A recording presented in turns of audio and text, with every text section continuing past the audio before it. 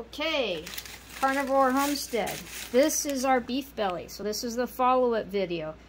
The last video showed how I salted it. So a quick reminder, super simple, easy. I showed you the salt, and all I did was put it in a baggie and put salt all over it.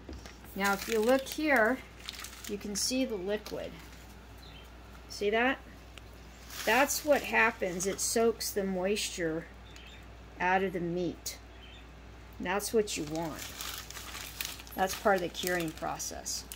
So you can see all the salt. So what I do is I knock off as much salt as I can, because we have a septic tank and salt is not good for the septic tank. Kills it. So I just knock it all off as much as I can. Go over to the sink.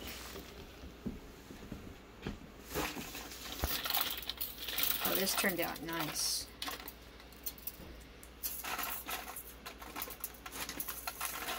Kind of toughens it up, not all the way. Some people leave it for 5 days. And then I rinse it.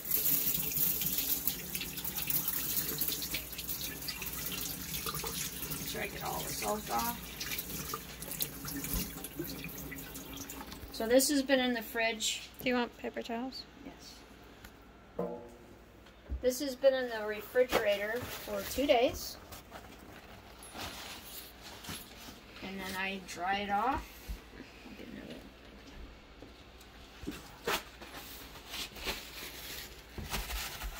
I like to dry it off because it makes it a lot easier to handle it on the cooker.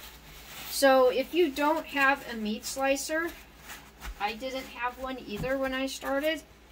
I just recently got into the meat slicer because we eat a lot of beef belly now.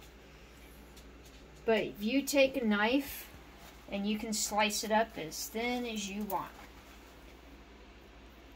You can slice it long ways to have long pieces of beef belly bacon, or you can slice it this way. Which is the way that my we slicer, do it.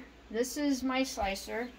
I don't know what brand it is, but It's a Kitchener? Kitchener. My slicer slices this much. This, show it right on this side. Wait. This side right over here. Oh. Okay, this is how much my can slice. So if I put my beef belly up, if this the long way, like your traditional cuts in the grocery store, it's way too long. So I have to slice it this way. So our pieces are just a little bit shorter, which works. Anyway, I adjust it.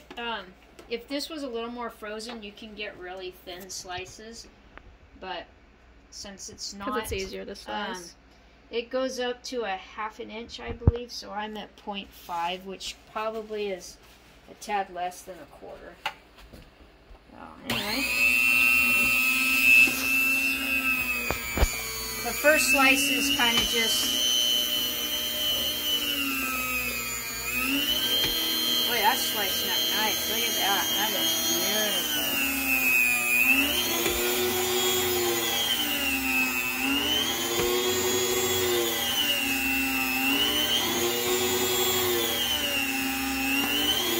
That one didn't flip. Wow. And what I do with my meat slicer is I actually turn the meat.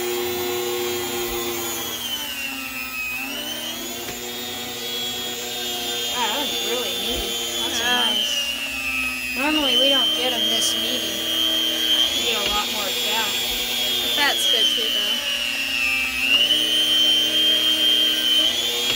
So I'll rotate it to see how you get that little lip up there. It'll start giving you kind of a funky cut.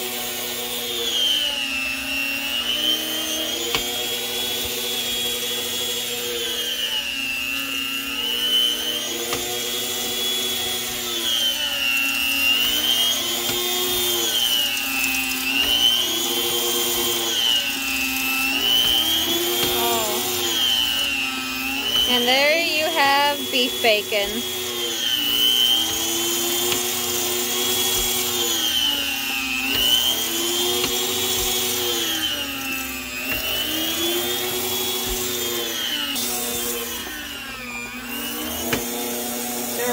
up on the end.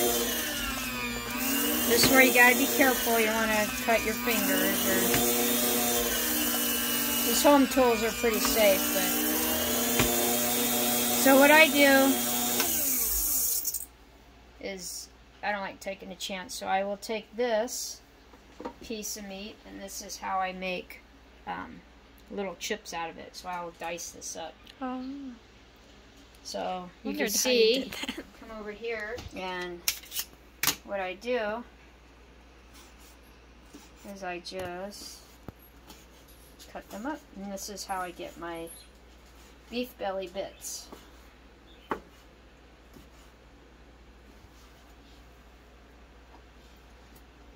It's not worth taking a chance and getting my fingers cut. This is really good too, though. It's like little chips. And if you had to cut it by hand, this is what you would do. Get a nice long knife and just cut it thin. Look at this glorious pile of beef bacon, beef belly. It is beautiful. Okay, so you can see how one little piece of meat actually made a lot of bacon. I'm going to show you how I store it. But in the meantime, while I do that, I cut, you just saw me cut all these little bacon bits. So We got our deep fryer here off Amazon. And that didn't work.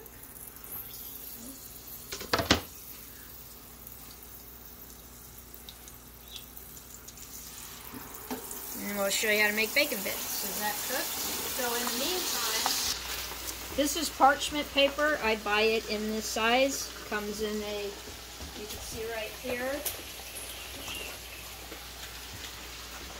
baker sampler, parchment sheets. Signature. Signature. Sorry, I don't have my glasses on. 220 sheets, so I buy it like the box. I use this in my dehydrator. I use it when I make my egg bread. I use it for everything. Even in the oven, because it's good to what, like 400 degrees? Anyway, so cut in. What I do is I lay this beautiful beef belly. Sometimes appearance is you know, it's important to look good. We like our food to look good. So I lay it out.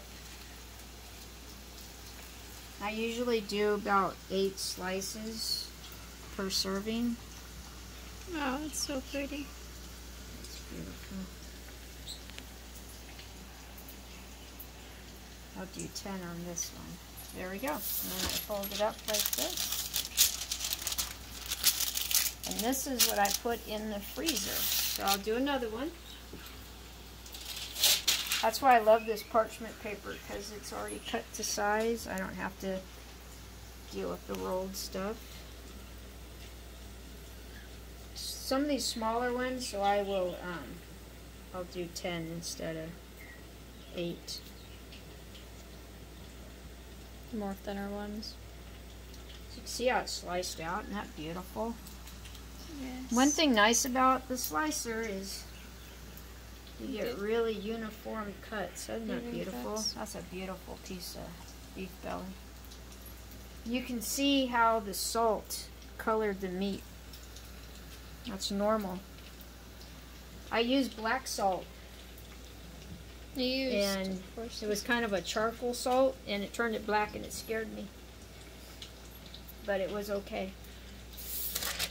So if you get colored salt, don't be surprised if it stains your meat. Yeah, it makes it a little darker. That's normal. Don't throw it away. It's not bad. So these are our pre-packaged, ready beef bacon. So if we're just hungry, we can just take it out and sliced and packaged and ready to cook. Yeah, just like downtown, you're going to the store and you buy a package of bacon and it's already ready. This we just do our own. Is already ready, so I can just take it out of the freezer. And especially if we've been out working all day, it's nice to come in and this cooks up real good in the deep fryer. Fry some eggs, and bam, you got an instant dinner. Okay, so beef belly is done. Our little bacon bits, beef belly. Most of the time, they don't make it past this stage because they get eaten, so I don't get a chance to add them to anything. But yeah, you can add them to like scrambled eggs. Would be really good. It's basically, you know, little pieces of bacon that you buy in the, what is it, a jar or whatever you can buy. Yeah, bacon bits. Yeah, bacon bits, and people use that. So this is our homemade version. Kids love them. Everybody loves them. It's like little chips. So thank you. I'm glad. I hope if you have any questions, just ask. But that's really good. Is it not too salty? No, the salt good. So I cured this 2 days. We seem to go over 2 days. It starts getting on the salty side. It's really good. I watched a lot of videos, and you can cure up to 5 days, but personally, I did that one time. It was really, really salty. It was too salty. Yeah, more than what I like. So, this is just 2 days, and just a tad of about a day. This is really good. 2.5 days. If anything over 3, in my opinion, is just gets too salty. I think this is perfect. Yeah. So there you go. So you can cure your own beef belly, save a lot of money. You can do it with pork too, but I don't know how to do pork because I don't do pork, but you can look that up.